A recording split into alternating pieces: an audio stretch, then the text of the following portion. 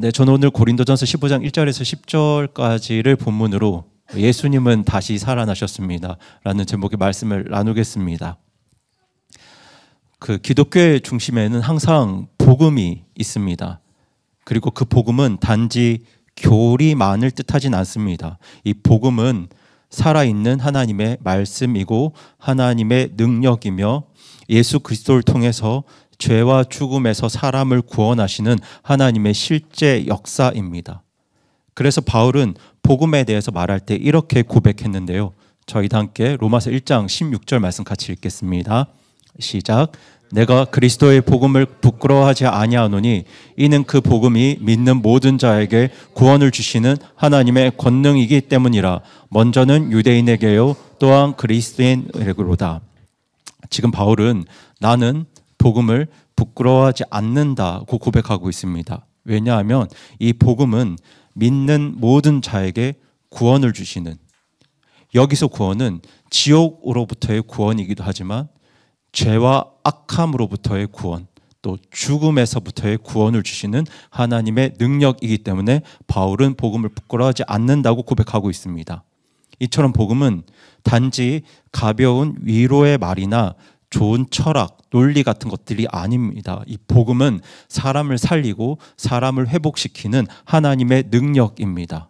그리고 우리를 죄와 죽음에서 그리고 악함의 고통에서 벗어나게 하는 그 능력이 바로 이 복음에 있습니다. 그리고 오늘 본문인 고린도전서 15장은 그 복음의 본질을 그리고 복음의 핵심을 아주 단순하면서도 명확하게 요약해 주고 있습니다. 사실 예수님의 복음을 기록한 신약의 사복음서는 이 복음을 아주 길게 설명하고 있습니다. 마태복음은 적어도 28장에 걸쳐서 복음을 설명하고 있는데요. 여러분, 성경이 복음을 길게 설명하고 있다면 여기에는 분명히 이유가 있을 겁니다. 그래서 우리는 복음을 말할 때 기회가 주어지는 대로 최선을 다해서 복음서가 말하는 방식으로 복음을 전하는 것이 저는 옳다고 믿습니다. 그것이 좋다고 믿는데요. 하지만 지금 바울이 고린도전서를 기록할 당시에는 이 고린도 교회 안에 예수님의 부활과 연관된 또 구원받은 성도의 부활과 관련되어 있는 잘못된 가르침이 퍼져 있었기 때문에 이것을 바로잡기 위해서 바울은 복음의 수많은 내용 중에서도 예수님의 부활에 초점을 두고 이 복음의 핵심을 가장 짧지만 또 정확하게 말씀하고 있습니다. 그것이 바로 오늘 본문 말씀인데요. 저희 오늘 본문 3절 4절 말씀 다시 한번 읽어보겠습니다.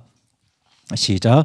나 역시 받은 것을 무엇보다 먼저 너희에게 전하였노니 그것은 곧 성경 기록대로 그리스도께서 우리 죄들로 인해 죽으시고 묻히셨다가 성경 기록대로 셋째 날 다시 일어나시고. 네.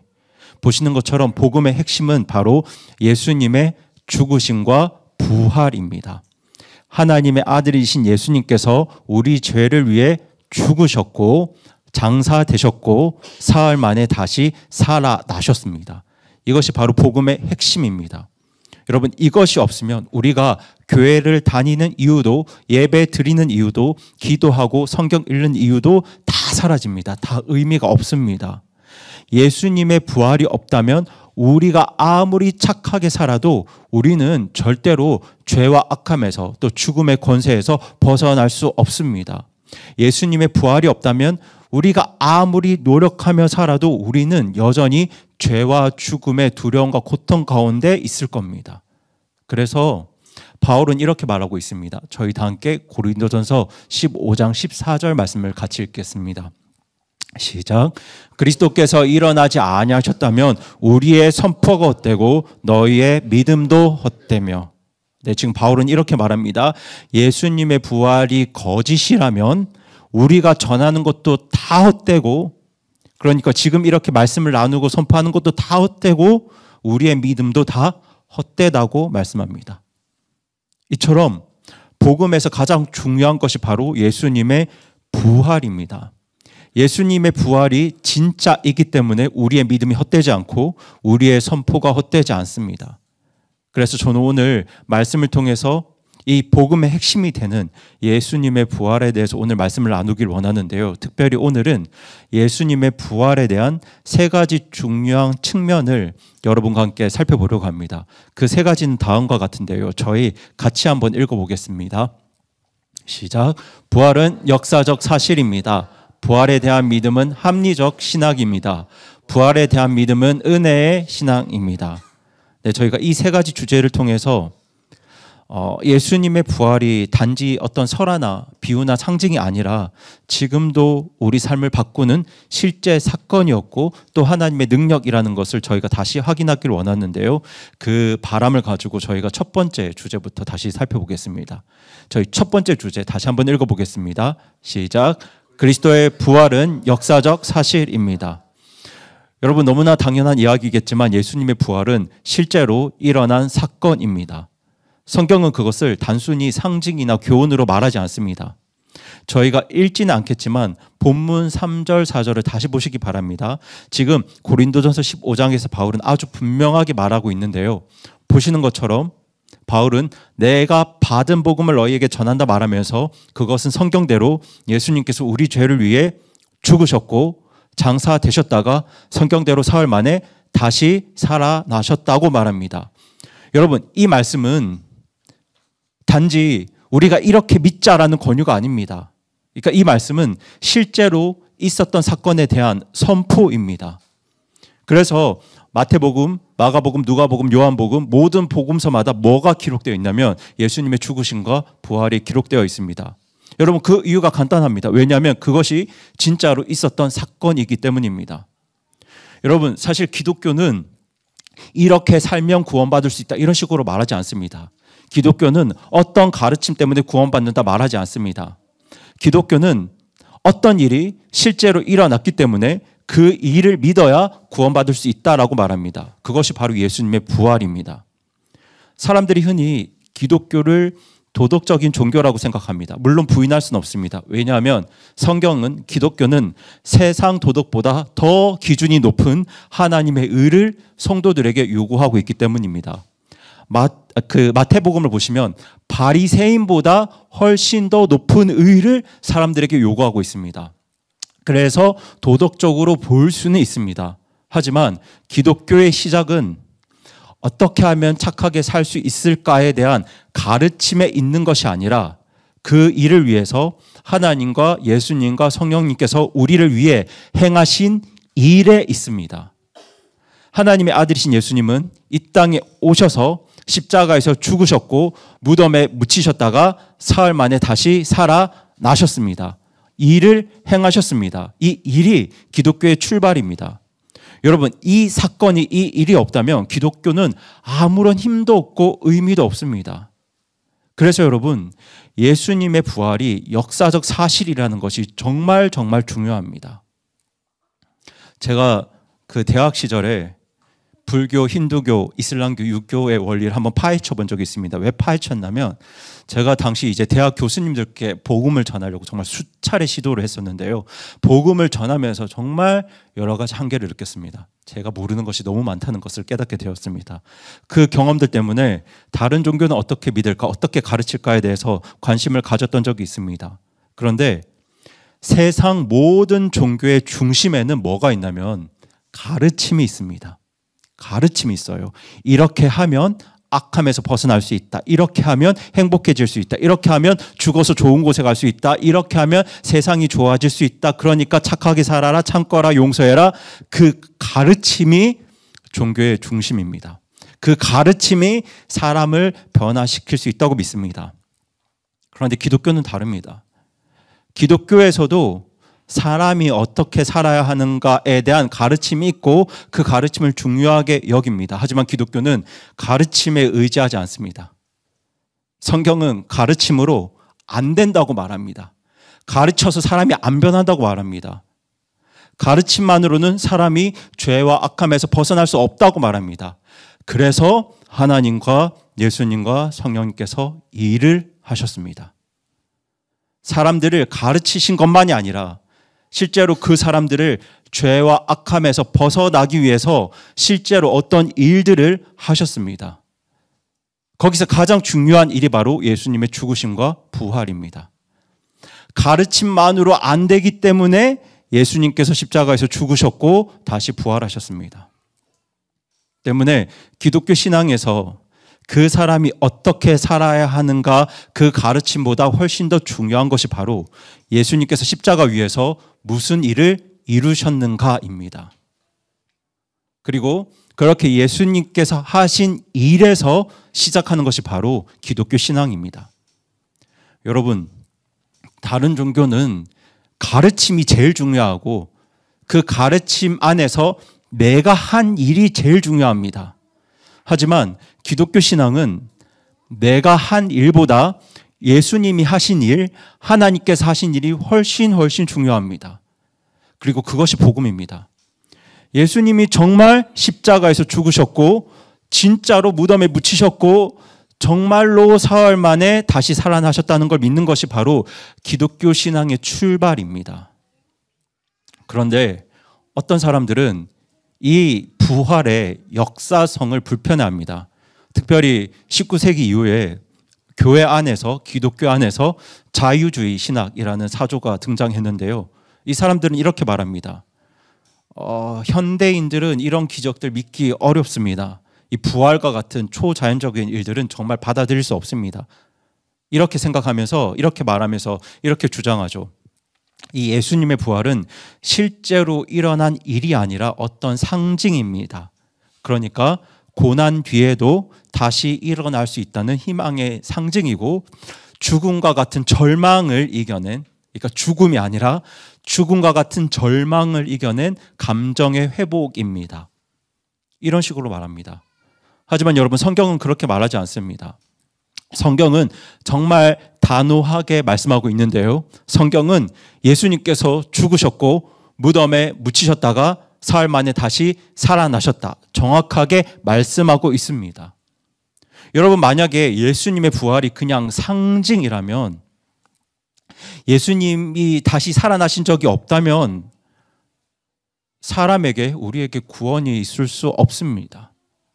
여러분, 예수님의 부활이 없는데 우리가 어떻게 죄와 악함으로부터 그리고 죽음의 권세로부터 벗어날 수 있을까요? 예수님도 죽음을 못 이기셨는데 사람이 어떻게 그 죽음의 권세를 이기고 다시 살아날 수 있겠습니까? 불가능합니다. 때문에 여러분, 예수님의 부활은 어떤 상징이 아니라 실제로 일어났던 사건입니다. 죽음을 이기신, 죽음을 통과해도 다시 살아나신 그 예수님이 있기 때문에, 그렇게 예수님께서 다시 살아나셨기 때문에 예수님 안에 있는 우리들 역시 죽음을 통과하더라도 다시 살아나게 되는 것입니다. 여러분 기억하시죠?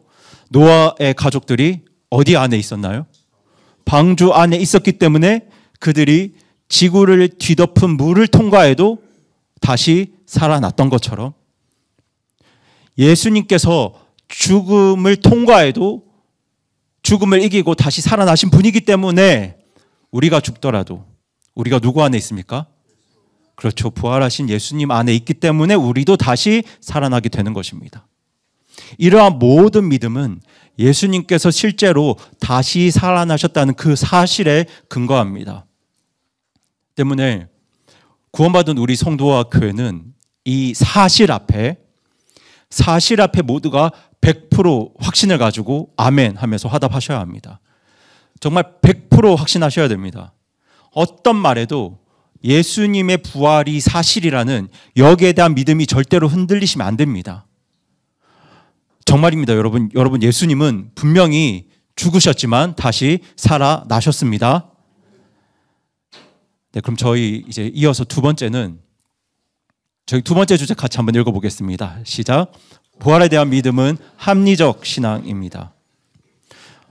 여러분, 많은 사람들이 기독교와 예수님의 부활에 대해서 이렇게 말합니다. 기독교는 그냥 믿어야 하는 거 아닙니까? 부활을 설명하려고 하니까 더 어려워집니다. 그냥 믿어야죠. 그냥 믿으세요. 이렇게 말하는데요. 여러분, 성경은 그렇게 말하지 않습니다. 하나님께서는 우리에게 무조건 맹목적으로 맹신하라고 그렇게 말씀하지 않습니다. 여러분, 우리의 믿음에는 이유가 있고 근거가 있습니다.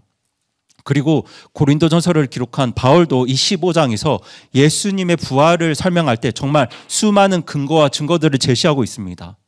바울은 단지 예수님을 부활하셨다고 말하는 것에서 끝나지 않습니다. 그냥 무조건 예수님의 부활을 믿으세요, 맹신하세요 이렇게 말하지 않습니다.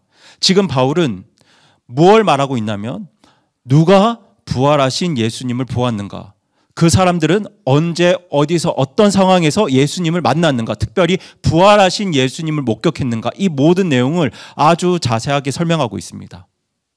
왜냐하면 우리가 믿는 신앙은 눈을 감고 믿는 맹목적인 신앙이 아니라 눈을 뜨고 보고 듣고 확인한 후에 믿는 신앙이기 때문입니다.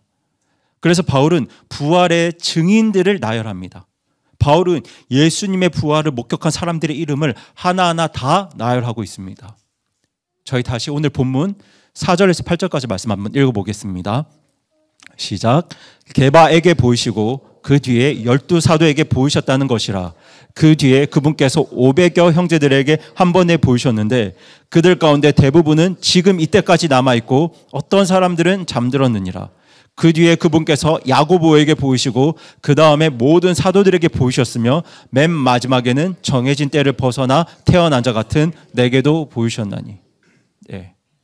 지금 바울은 이 당시에 예수님의 부활을 목격한 분들의 명단을 다 나열하고 있습니다.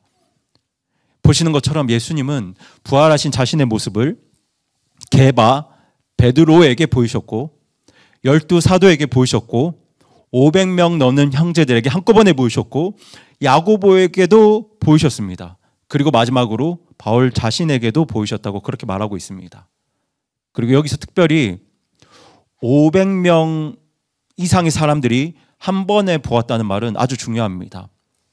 왜냐하면 여러분 한두 사람이 꿈이나 환상으로 어떤 걸 보았다고 하면 뭐 그렇게 착각할 수 있지라고 말할 수 있습니다.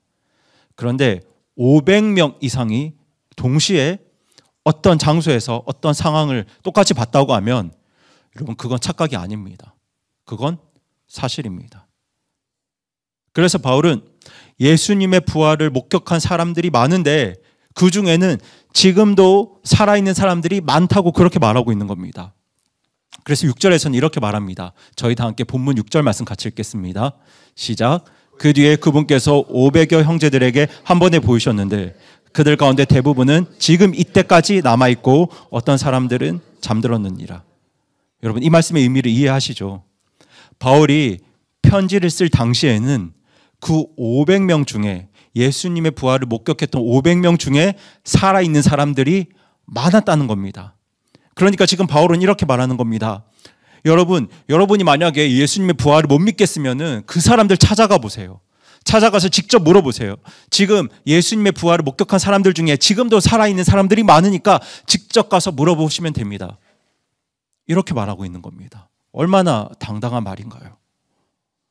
여러분 거짓을 말하는 사람은요 이렇게 말할 수 없습니다.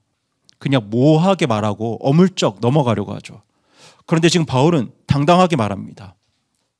예수님의 부활은 사실이고 그것을 본 사람들이 많기 때문에 그리고 그 사람들이 지금도 상당수가 살아있기 때문에 직접 찾아가서 확인해 보라는 겁니다. 물어보라는 거죠. 이처럼 복음은 많은 사람들을 통해 전해져 내려온 공적인 메시지였습니다. 그래서 3절에서 바울은 이 복음을 이야기할 때 뭐라고 이야기하냐면 나 역시 받은 것이라고 말합니다. 이게 무슨 말이냐면요. 내가 만든 것이 아니라 내가 고안한 것이 아니라 내가 생각한 것이 아니라 내가 뭐 한 거라고요?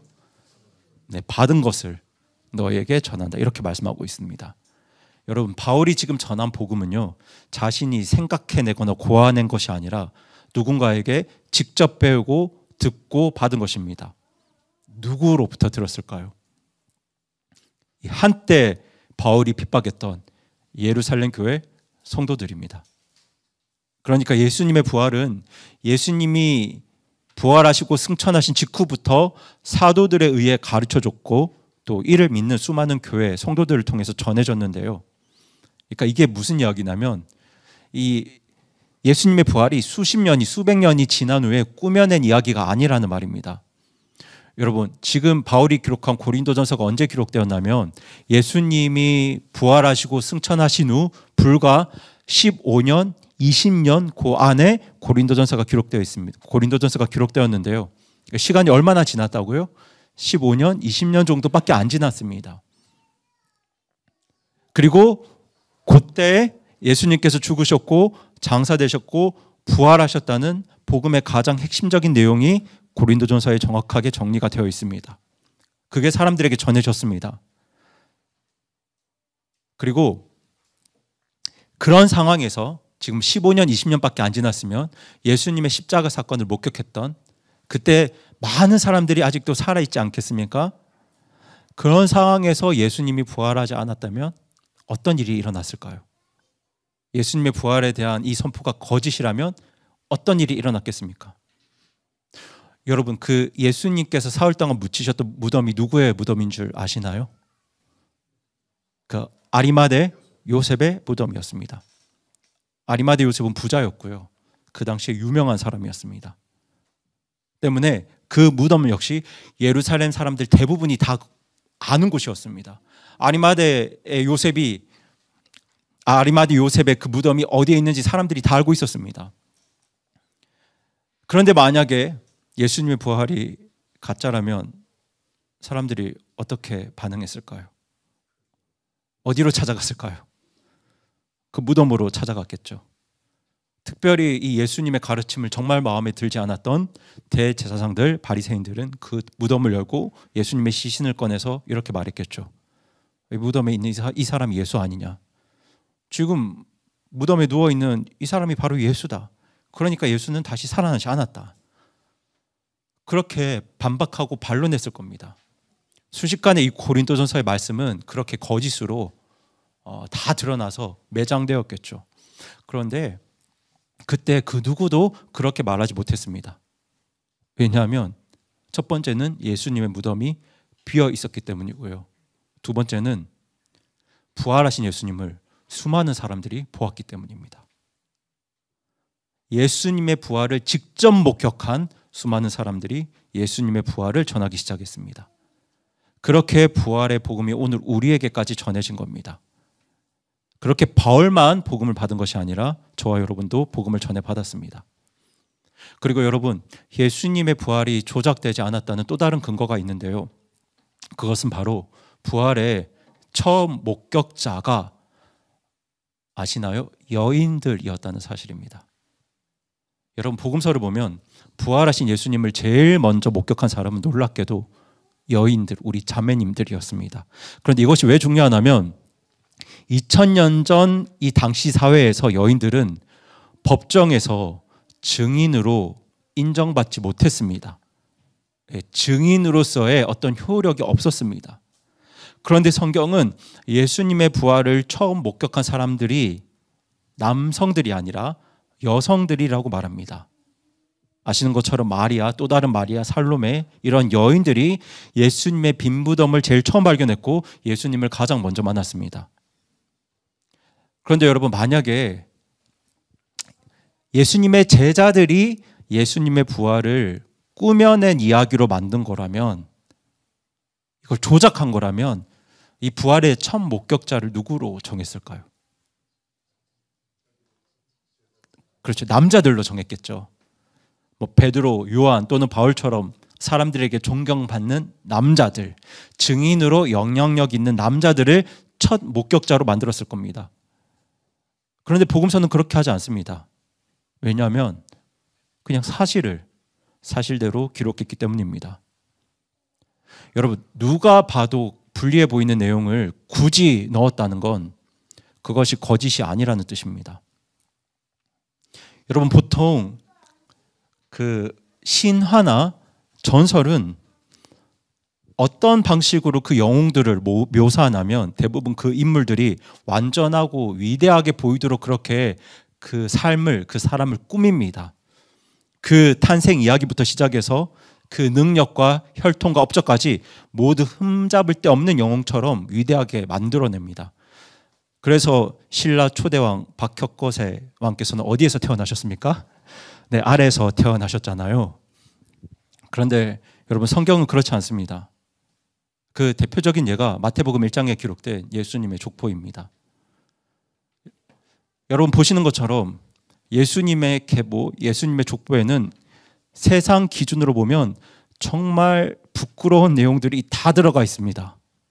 예를 들어 다말 아시죠? 시아버지 유다를 속여서 시아버지와 동침해서 아이를 낳았던 여인입니다.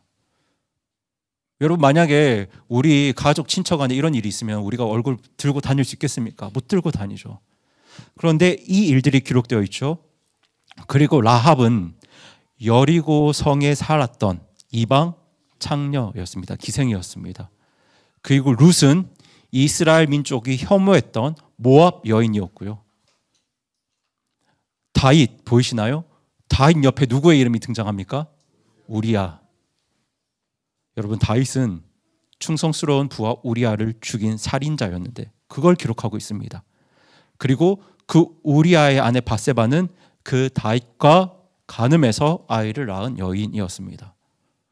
게다가 이 족보에는 이스라엘 사람들이 정말 기피하고 부끄러워하는 바벨론 포로의 수치스러운 역사까지 다 기록하고 있습니다. 여러분, 만약 성경이 꾸며낸 이야기면, 사람의 머리로 지어낸 이야기라면 과연 이런 내용들을 예수님의 계보에 넣겠습니까? 이 보통의 신화처럼 이 모든 기록이 꾸며낸 이야기였다면 예수님의 족보에는 뭐 왕족, 용사, 현자들 같은 어떤 영웅들만 가득했을 겁니다. 그런데 성경은 그렇게 하지 않습니다. 왜 그러냐면 성경은 정말 그 일들이 일어났기 때문에 있는 그대로 일어난 일을 기록한 것입니다. 여러분, 예수님의 부활도 마찬가지입니다. 성경이 왜 예수님의 부활을 선포하겠습니까?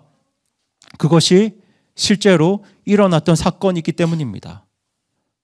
실제로 일어났기 때문에 그 일이 일어났다고 말하는 겁니다. 때문에 여러분, 이 부활에 대한 믿음은 맹목적인 신앙이 아닙니다. 무조건 믿는 믿음이 아닙니다. 굉장히 합리적인 믿음입니다. 이 예수님의 부활이 당시 수많은 목격자에 의해 증언되었습니다. 그 부활의 목격자들은 그전에는 안 그랬는데 예수님의 부활을 목격한 후에는 자기 삶과 생명을 다 걸고 예수님의 부활을 전했습니다. 왜냐하면 예수님의 부활이 진짜였기 때문입니다. 그 중에는 예수님의 십자가 처형을 직접 지켜봤던 사람들도 있고 원래는 예수님을 믿지 않던 사람들도 있었습니다. 그런데 그 사람들 모두가 부활하신 예수님을 만났을 때, 예수님의 부활을 목격했을 때 어떤 일이 일어났냐면 자기 인생 전체를 돌이켜서 자기 시간과 재산을 다 버리고 또 누군가는 심지어 자기 목숨을 버려가면서까지 예수님의 부활을 전했습니다. 왜냐하면 예수님의 부활이 사실이었기 때문입니다. 물론 그 오늘날 현대인들이 예수님의 부활을 이성적으로 받아들이기 어려운 건 사실입니다. 굉장히 믿기 힘든 이야기죠. 직접 보지 못했으니까요. 하지만 성경은 아무런 근거도 없이 예수님의 부활을 믿으라고 그렇게 말하지 않습니다. 여러분, 예수님의 부활은 누군가의 열정으로 꾸며진 이야기가 아니라 특정한 시간, 역사 속에서 실제로 일어났고 검증 가능한 증거들과 수많은 목격자에 의해서 지지받은 사건입니다. 그렇기 때문에 기독교는 맹목적인 믿음이 아니라 충분한 이유와 근거를 가진 합리적인 믿음과 신앙입니다.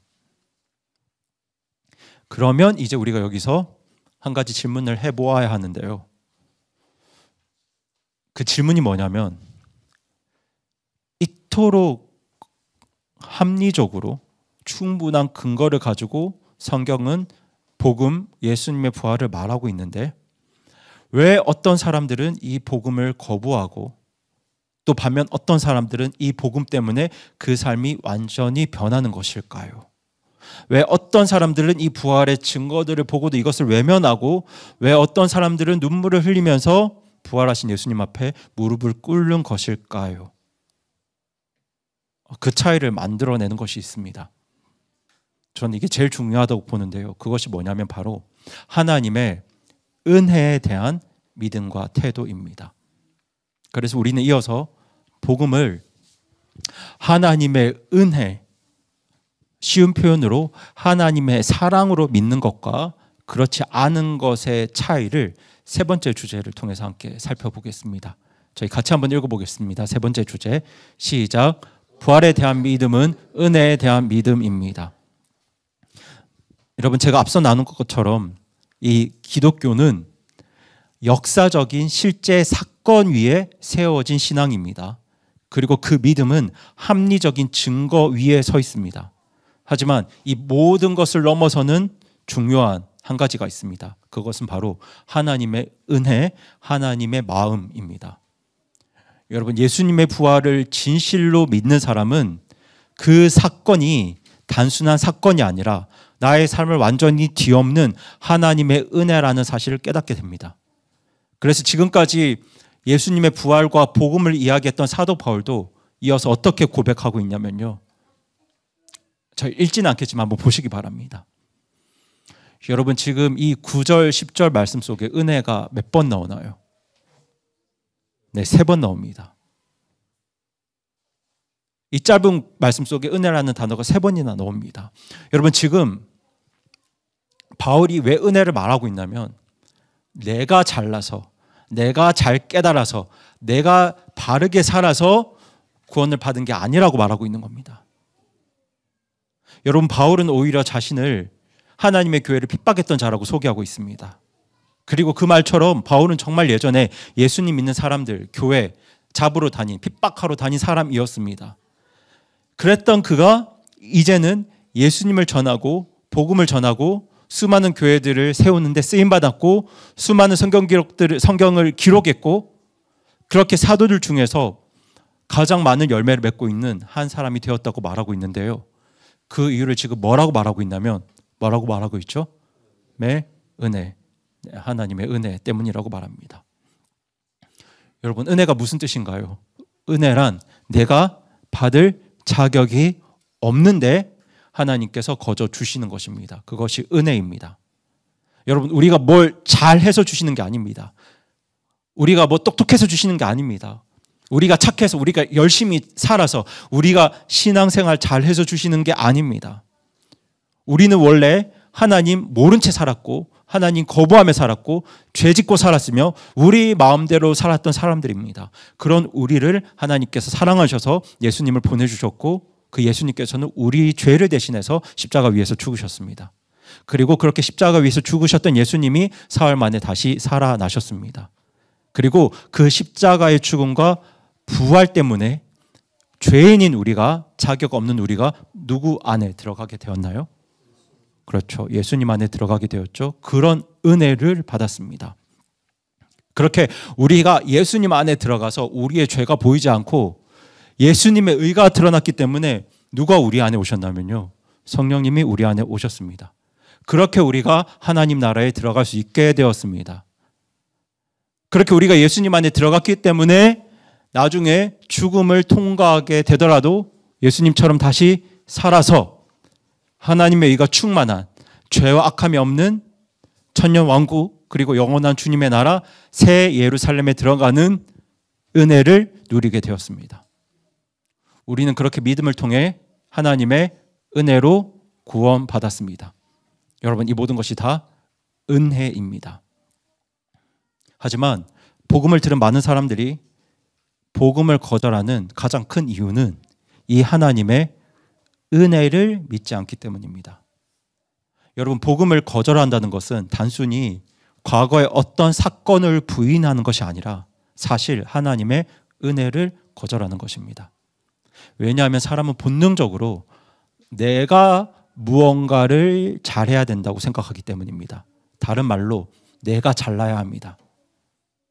내가 열심히 살고 내가 착하게 살면 내가 행복하게 살 수 있다. 내가 더 좋은 사람이 될 수 있다. 내가 열심히 노력하면 내 삶에 복이 있을 것이다. 내가 기도 열심히 하고 내가 교회 잘 다니고 내가 착한 일 많이 하면 하나님이 나에게 복을 줄 것이다. 이것이 바로 하나님의 은혜를 거절하는 사람들의 생각입니다. 그래서 어떤 사람은 이런 말 할 수 있습니다. 복음을 전할 때 목사님, 저는 아직 예수님 믿을 준비가 안 됐습니다. 왜냐하면 좀 더 착하게 살고 나서 믿고 싶습니다. 사실 그러면 둘 중에 하나입니다. 제가 복음을 잘못 전했거나 아니면 그분이 복음을 오해한 겁니다. 여러분, 예수님의 복음은 착해져서 믿는 게 아닙니다. 내가 착하지 않은 사람이기 때문에 우리에게 뭐가 필요한 건가요? 복음이 필요한 겁니다. 내가 착한 사람이 아니고 또 내가 스스로 착해질 수 없기 때문에 다른 사람은 다 모르는 내 악함, 내 이기심, 내 탐욕, 나의 그 죄의 마음으로부터 내가 벗어날 수 없는 사람이기 때문에 그렇게 그 일을, 죄와 악함으로부터 벗어나는 그 일을 나는 할 수 없기 때문에 그래서 예수님을 의지하는 것이 바로 복음을 믿는 것입니다. 내 힘으로는, 내 노력으로는 이 끔찍한 나의 죄와 악함에서 도저히 벗어날 수 없기 때문에 그래서 예수님과 성령 하나님을 의지하는 것이 바로 복음을 받아들이는 믿음입니다. 그래서 여러분, 이 바울의 고백을 다시 한번 찬찬히 살펴보시기 바랍니다. 바울은 자기를 이렇게 소개하고 있죠. 사도 중에 가장 작은 자, 죄인 중에 괴수, 교회를 핍박했던 사람. 정말 바울도 우리와 마찬가지로 자기 죄와 악함에서 벗어날 수 없는 사람이었습니다. 그런데 바울은 동시에 자신을 이렇게도 소개합니다. 내가 모든 사도보다 더 많이 수고하였다. 내가 더 많은 하나님의 일을 이루었다. 지금 이게 무슨 뜻이냐면요. 나는 정말 아무것도 아닌 사람이었는데, 나는 정말 악한 사람이었고 그 악함에서 벗어날 수 없는 사람이었는데 하나님의 은혜가 있었기 때문에 내가 하나님의 선한 일들을 이룰 수 있었다. 지금 그 말을 하고 있는 겁니다. 여러분, 이게 바로 복음이 주는, 그리고 하나님의 은혜가 우리에게 주는 변화입니다. 여러분, 복음을 전할 때 반드시 우리의 악함과 죄, 사람의 악함과 죄를 정죄해야 합니다. 그래야 그 사람이 회개할 수 있기 때문입니다. 하지만 복음은 우리를 정죄하지만 않습니다. 복음은 우리를 무너뜨리기만 하진 않습니다. 우리가 복음을 믿을 때 그 복음이 나를 다시 세우고 나를 변화시키고 저와 여러분을 우리 예수님을 닮은 하나님의 형상으로 다시 바꾸어 가십니다. 그것이 복음의 능력입니다. 때문에 복음을 은혜로 받아들인다는 건 어떤 고백이냐면요. 주님, 제가 저의 힘으로는, 제 노력으로는 도저히 이 죄와 악함에서 벗어날 수가 없습니다. 그래서 이 땅에서도 죄의 고통 속에 살 수밖에 없었고 죽어서도 하나님의 심판과 그 형벌을 맞아야 하는 사람이었습니다. 하지만 제가 부활하신 예수님을 의지할 때 이 땅에서도 죄와 악함에서 벗어날 수 있고 죽어서도 죄와 사망에서 벗어날 수 있다고 저는 확신합니다. 라는 믿음의 고백입니다.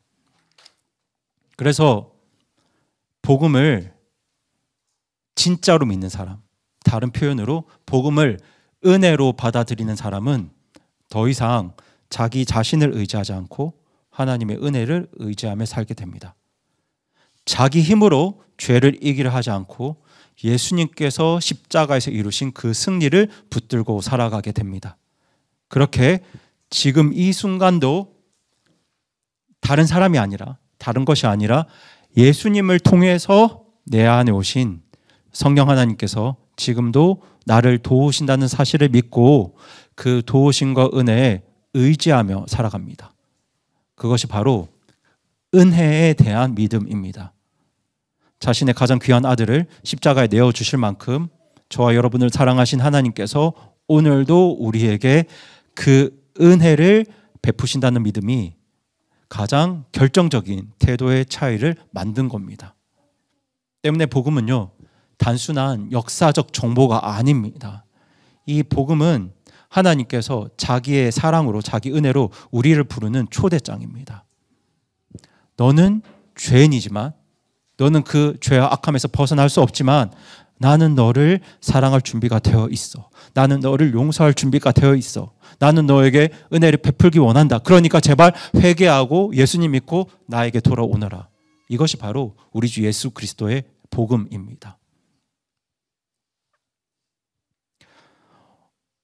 여러분, 제가 계속 말씀드리지만 예수님의 부활은 사실입니다. 그건 전설이 아닙니다. 신화도 아니고 비유도 아니고 상징도 아닙니다. 예수님께서는 실제로 죽으셨고 실제로 장사되셨고 실제로 다시 살아나셨습니다. 그 예수님의 부활이 지금 저와 여러분의 삶을 다 바꾸어 놓았습니다. 그리고 그 예수님의 부활은 단지 죽음 이후의 소망만이 아닙니다.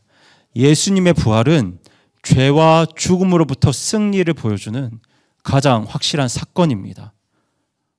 여러분, 원래 우리는 죄와 싸워 이길 수 없는 존재였잖아요.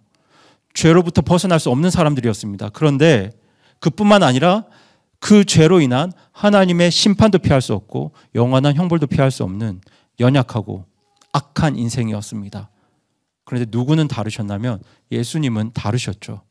예수님은 죄도 이기셨고 죽음도 이기셨습니다. 그리고 그 예수님께서 자신의 죽음과 그 부활을 통해서 우리에게도 그 승리를 주려고 하십니다. 그렇게 예수님의 죽음은 우리 죄를 대신한 희생이었고 또 예수님의 부활은 우리에게 생명을 주시기 위한 하나님의 승리였습니다. 그래서 예수님의 죽음과 부활하심을 믿는 사람은, 그렇게 그 은혜를 믿는 사람은 그 사람 안에 누가 오시죠? 네, 성령 하나님이 오시기 때문에 지금 이 땅에서도 죄를 이길 수 있고 죽음을 넘어서도 영원한 생명에 이르게 됩니다. 이 믿음이야말로 우리 삶을 변화시키는 복음의 핵심입니다. 때문에 부활에 대한 믿음은 단순히 우리 마음에 그냥 작은 위로와 희망을 주는 그런 믿음이 아닙니다. 부활에 대한 믿음은 실제로 죄를 이기게 하고 죽음의 두려움에서 우리를 벗어나게 하는 그 능력 있는 믿음입니다. 그러니까 여러분, 우리가 수없이 교회에서 예수님의 부활에 대한 말씀을 들으셨겠지만 이 예수님의 부활에 대한 말씀이 그냥 그저 들었던 이야기로 남지 않기를 바랍니다. 이번 한 주 살아가시는 동안 이 부활에 대한 믿음이 저와 여러분의 삶을 실제로 바꾸는 하나님의 능력, 복음의 권능이 되기를 간절히 소망합니다. 그래서 우리 교회 모든 성도분들 한 분 한 분이 예수님의 부활을 믿는 이 믿음 안에서 이번 한 주도 죄와 싸워서 이기고 악한 생각과 습관에서 벗어나고 또 절망과 낙심과 무기력함에서 벗어나는 그렇게 승리의 삶을 살아가시기를 간절히 바라고 또 소망합니다. 그래서 오늘은 기도하실 때 이 믿음 가지고 우리 각자의 마음을 향해서 이렇게 고백했으면 좋겠습니다. 기도하실 때요, 주님, 제가 아무리 살아봐도 저의 힘으로는 그 저의 죄와 악함을 이길 수가 없습니다. 여전히 저의 말과 행동과 마음은 정말 악하고 불의합니다. 하지만 제가 예수님의 승리는 믿습니다. 죄를 이기신 예수님, 그리고 사망의 권세에서 이기신 예수님의 승리는 믿습니다. 그 예수님의 승리가 저의 승리가 되게 해주세요.